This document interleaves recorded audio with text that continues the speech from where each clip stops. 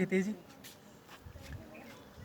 आप सबको रतन सनातन का नमस्कार। विद्यालय वह संस्थान है जहाँ पर बच्चों को शारीरिक, मानसिक, बौद्धिक, आध्यात्मिक और नैतिक विकास होता है, अर्थात व्यक्ति का सर्वांगीण विकास। हम सही और गलत का निर्णय शिक्षा के आधार पर ही कर सकते हैं। शिक्षा से आत्मसम्मान बढ़ता है। शिक्षा से हमें कर्तव्यों का बोध और अधिकारों का ज्ञान होता है। शिक्षा मनुष्य को सक्षम बनाती है।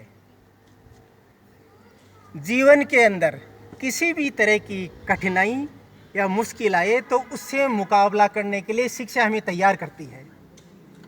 व्यक्तिगत हो, पारिवारिक हो, सामाजिक हो या राष्ट्रीय मुद्दा हो, सुलझाने के लिए शिक्षा एक सक्षम यंत्र की तरह काम करता है।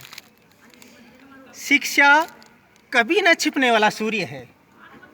शिक्षा से जीवन के अंदर उत्थान करने के लिए नए नए रास्ते खुलते हैं। ज्ञान और रोजगार का सृजन होता है। शिक्षा से जीवन स्तर और आय में वृद्धि होती है, गरीबी दूर भागती है। अर्थात जीवन में सुखी रहने का एकमात्र विकल्प शिक्षा है।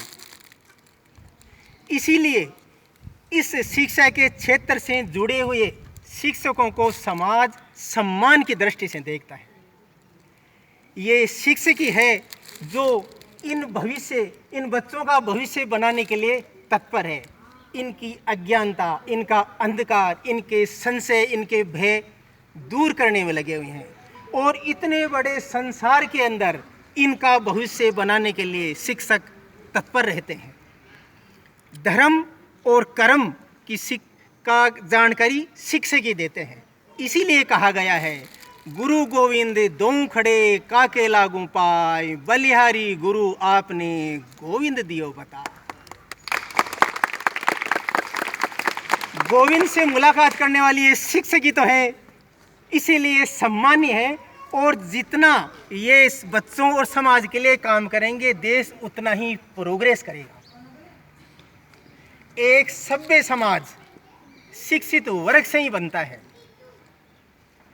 हर एक बच्चा पढ़ेगा तभी तो भारत उन्नति करेगा। किसी भी राष्ट्र का मजबूत होना और उन्नत होना वहाँ के नागरिकों के ऊपर निर्भर करता है। इसलिए अपवाद स्वरूप भी कोई भी बच्चा शिक्षा से वंचित नहीं रहना चाहिए। लेकिन इसके लिए जरूरी है कि इन बच्चों की मूलभूत आवश्यकताएं पूरी होनी चाहिए। अभी ठंड काफ़ी पड़ रही है। ठंड के अंदर बैठ करके दिन भर सर्दी में बैठे रहना और पढ़ना आसान काम नहीं है। इसीलिए हम लोग सर्दी से बचाव के लिए आज ये वस्त्र उपहार स्वरूप इन बच्चों को भेंट करने के लिए आए हुए हैं। जय हिंद।